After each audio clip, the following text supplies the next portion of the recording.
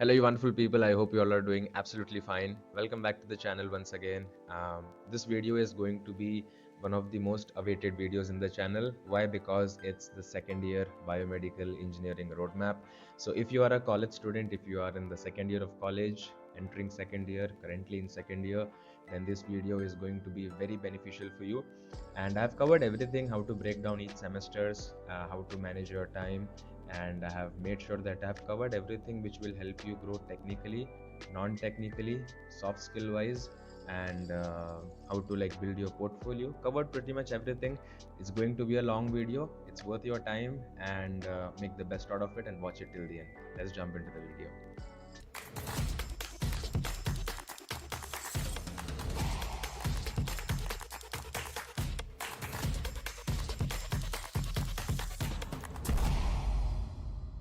Cool. Second year biomedical engineering roadmap. Let's get started. So, why second year matters a lot? So, if you are in the second year of college, I want you to know that it's a very important and crucial year for you. Why? Because this year will basically help you build the foundation and the base of the biomedical engineering field, and at the same time, you will slowly transition from learning to doing. You will actually have to do and implement a lot of things in the real time, like real world applications, and you would be building your portfolio. You will be networking. You will be choosing the specialization that you want to pursue in the biomedical engineering field, and you have to decide your path, whether you have to go for the technical side, non-technical side, device side of things, data embedded side of things, and options like that. So you explore multiple options and you understand and maybe select one specialization for you to focus, and then eventually you will be preparing for internships and projects. So that's why I want you to know that second year is one of the very crucial years for you in the biomedical engineering field. So what's the timeline? What happens basically in the second year? There are two semesters, semester 3 and 4. Semester 3, you should be focusing on building the foundation, at the same time creating a small mini project, which can be a very easy and a simple project just to add on your resume. Then you would have winter break, which is approaching by December, and that's when you should be doing an upskilling sprint for yourself, where you upskill on few of the extracurricular curricular things, skills, like non-technical skills, I could say. And then you would start with your fourth semester, where you will be selecting a specialization for yourself, and you would be doing a major project to mark your spot on the specialization that you're selecting. And then summer internships. During your summer breaks, you will have to do an internship, or you can work on publishing a research paper. So this is basically the guideline or the timeline for the two semesters that you have. And what is the goal you should have by the end of second year? You need to have two strong projects. One is the mini project, and the second one is the major project. At least one internship on your resume, and you have to start building a portfolio for yourself. That is basically your resume and your LinkedIn presence. Now, what industry demands in 2025? Before 5 years or 6 years, the things that were expected from a second year biomedical engineering is not going to be the same in 2026 or 2025, right? So currently what the industry demands you to have is basically regulatory and quality standards skill. What I mean by that is there are different ISO standards and IEC standards that you can learn if you want to get into the QA part of things, regulatory affairs, and options like that, which is more preferable for women in this industry. So the females or the women who are planning to stay in the biomedical engineering field, they have a lot of opportunities in the regulatory affairs, quality standards, quality assurance, and options like that. So it's better you have some understanding about ISO or IEC. AI ML for healthcare. If you are good with AI or ML in the healthcare domain, then I think that's one of the skills that the industry demands you to have right now. CAD plus simulation. So if you have any interest in following the design side of things, then you can pursue and learn CAD, and also any simulation software that could help you. So that's the third requirement that the industry wants you to have. The fourth one would be embedded and instrumentation skills. You should understand how to calibrate equipments, how the circuits work, and things like that. Data handling and signal processing, you have some understanding of handling the data, visualizing the data, cleaning up the data, and then you want to get into the signal processing side of things. Then it's very important for you to have basic understanding about these two skills. Signal processing, embedded C language could help, and MATLAB could help. So there are different skills that you can learn in specific topic. And then finally, soft skills and communication. Until and unless you can speak well, communicate well, you can articulate what you want to say to the other person, then I think you will not be in a good spot to crack interviews with the best possibility. So currently the industry demands in 2025 is regulatory and quality standards, AI or ML for healthcare, CAD for simulation, embedded and instrumentation, data handling, signal processing, soft skills and communication. Make sure your resume has most of the skills, which will help you to optimize your resume for more opportunities in the future. Just a bonus. Moving on, semester 3, you should be building strong fundamentals, right? So you should focus on learning these 5 important things. You can start your second year by exploring these skills that I have mentioned on the screen, which is Python related to coding, helps you to do signal processing, data analytics. You can use MATLABs, useful in MATLABs as well, different libraries that you can utilize.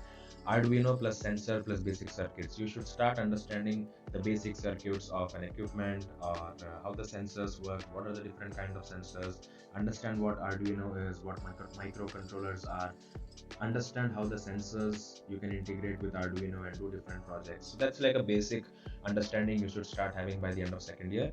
Then you can also focus on CAD modeling, Fusion 360, SolidWorks, and these are the designing softwares that you can explore if you're interested in designing. Signal processing basics, start with any signal processing online course on YouTube, or with certification or without certification, doesn't matter. The focus is for you to learn these things.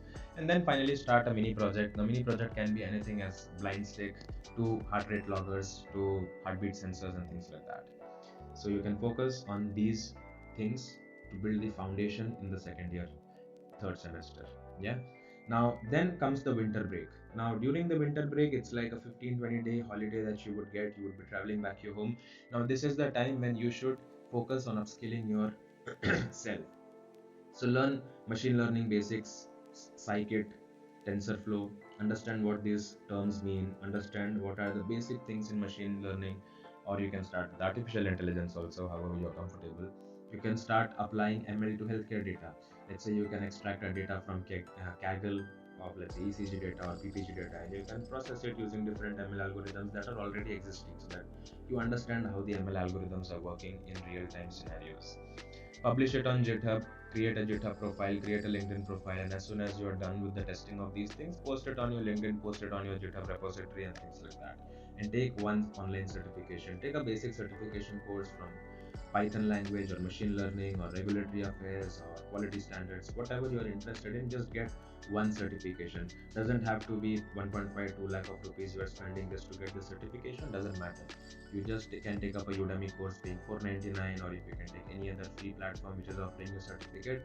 Just you have to make sure that you are having a certification of the skill that you are learning in the winter break of, let's say, 15 to 20 days. Okay, so that's like the second part of your second year. Then you would jump into semester 4, where you basically focus on specializing and building deep into the specialization. Now you need to choose your track by fourth semester beginning. Either you can get into medical device and hardware, or you can get into data and imaging, which basically is AI for healthcare, embedded systems or instrumentation, build capstone project and document every step, and apply for summer internships. So the 3 options that you have is medical device, hardware, data imaging, data analysis, or image processing, basically what means by imaging. And then you can also focus on embedded systems, instrumentation. So these are the options that you would have, and it's very important for you to understand which is the domain that you like, and you go about starting with the basics, right? Like if you want to get into data handling or data analytics or data analysis, then you can start with taking up a Google course on data analysis. Start with the basics, and you need to document everything that you're doing, everything that you learn. Day 1, you started with the course, you learned something, post it on your LinkedIn. As soon as you do the assignment given for the day, post that assignment on the GitHub repository that you may have. At the same time, so what I'm saying is document every step, and towards the end of the certification or the course that you're doing, you will be doing a capstone project. Capstone project basically means like a decent project that you can put it in your resume on LinkedIn, which will help you people understand that you are not a basics or a beginner anymore. You are at least in the intermediate level. So capstone project is more like an intermediate project which helps you to build your authority over the language or the skill that you're learning. And then finally, start applying for internships by the end of fourth semester. Before you start giving your exams, you keep applying, start applying for internships, and that's when you may land an internship as soon as you finish the exams. And during the summer break, you're focusing on doing the internship. Now, what are few of the project ideas and deliverables that you need to work on? You have either, I'm suggesting you two projects that you can do. Project A is a hardware project like wearable heart rate or oxygen monitor. Very simple. There are a lot of people who have already done this on YouTube. You can follow them and do it yourself. It's like more like a DIY project that you can do. And project B is more for people who want to do a data analysis, use AI, learn AI, implement AI, and things like that. Then ECG classification and disease prediction can be another project that you can do. So two projects, focus building any one of those in the second year. And then deliverables is what I mean by deliverables is basically once you finish doing this project, what are the things that you should keep in mind. Post everything on GitHub, put a demo video on YouTube or on your LinkedIn or wherever you want. Have a one-page summary about the project and about yourself, two separate one summary pages. And fourth is LinkedIn article blog. The project that you start from day one, document everything on LinkedIn or write a blog about each of the day what you're exploring in the specific domain. Let's say you're talking about ECG classification. You can post an article on what are the different methods of ECG classification right now, and maybe give all those methods to ChatGPT and ask for a new model. And then you can tell that I've been working on this new model, and you can publish it eventually as a research paper. So just by writing blogs, you can see a lot of avenues are opening up for you in the for the following semesters and for the following months of your college. Now, tools and technical stacks. So when you talk about the technical skills or the tools that you help that basically helps you do different things, if you focus on that side of the industry, it's very important for you to explore Python, NumPy, Pandas, scikit-learn, Fusion 360, SolidWorks, Arduino, STM32, ESP32. These are microcontrollers and nano controllers that you can use to make different kind of projects. JIT and GitHub, MATLAB, optional for people who want to get into signal processing and things like that. It's like they don't have to focus on MATLAB because you don't do much about signal processing on MATLAB. And then the deliverables, once you learn these skills, it's very important for you to have again project repositories on GitHub or JIT, simulations and reports or articles, or every time you learn a skill, you can maybe document everything and make it like a report, and do something which you can share with people to emphasize on the fact that you have not just completed the course, but you also know how to work with the skill sets that you have acquired. It's more like a proof of work. Then quickly giving an understanding about regulatory and QA awareness. So people who want to get into regulatory affairs and quality assurance or quality standards, you need to understand that you need to have at least two of the skills that I have mentioned here.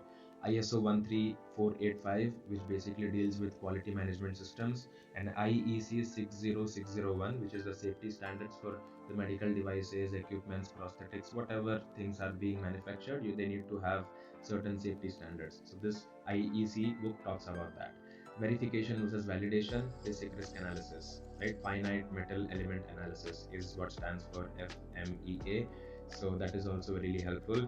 Out of these four, at least you should have one, and it's always good to have at least two of the skills that I mentioned here if you want to get into QA, regulatory affairs, and that part of the industry. And have one certification, any free or paid certification that you can do, just to make sure that you are a certified person in that specific domain. Now, coming to the non-technical and soft skills, first and foremost skill that you need to focus on developing is communication. Present and document clearly, how to present things, how to articulate things clearly, how to make sure that other person sitting in front of you is understanding what you're trying to say. So communication is one of the most important skills. Teamwork, make teams with your friends and take parts in different hackathons, workshops, conferences, join different clubs, be part of all these things, because that again helps you in one way or the other to get through the competition at today's world through your resume. Problem solving, build real time or real life biomedical challenges. Focus on solving, try figuring out a biomedical problem or a healthcare problem, and then brainstorm on how you can solve those problems. That's what basically means by problem solving skills. So when you do this tomorrow, when you're sitting for an interview and a person suddenly gives you a problem to solve, let's say they give you a healthcare situation that they want you to solve just to see how you're thinking, then those skills that you have acquired during this second year, third year, fourth year of college will help you to perform better. Take initiatives in projects, have good leadership skills, understand how you can, be someone who can take the group together and work as a team. And best and the foremost important skill, soft skill that you should have is time management. Weekly planning tools, learn how to use Notion, learn how to use Trello, learn how to use different productivity tools, make use of Pomodoro technique, and explore different ways on how you can be more productive that eventually helps you to manage time. Okay. Now, LinkedIn and resume mastery is again one of the goals that you need to focus on in the second year. So when you talk about LinkedIn, think of doing a very basic thing for your profile: professional photo, keyword headline, about section where you tell about yourself, which is also known as bio, featured projects, links, and resumes. Everything should be there on your resume, on your LinkedIn. I'm sorry. And post every 2 weeks. Post something or the other every 2 weeks. Let's say even if you don't have time, at least post minimum once in 2 weeks. If you have time, being a college student, I say you should post every alternate days. So that's up to your flexibility and your time management skills as to how you are managing the time. Talking about resume, you can have and you should focus on having a 2-page resume, not a 1-page resume. I will make more videos where I would explain you why this 2-page resume is important for you. Apart from that, skills, projects, certifications, there should be something on all these 3 subdomains that I'm talking about: skills, projects, and certifications. You need to have certain things you can add in these domains in the resume. And quantify your impact: accuracy, efficiency, speed. You need to help the person understand on that how you are creating the impact with your resume. How you can say that my resume is better than 10 other resumes that you would see. So focusing on creating your impact with the resume, that comes by understanding your accuracy, efficiency, and speed, and what you specialize on, and things like that. So focus on doing that for your resume. That will help you build LinkedIn and resume. Now, finally, coming to the summer break, when you will focus on getting an internship or doing a research, then in that way start applying by February or April 2026 if you want to do a summer internship.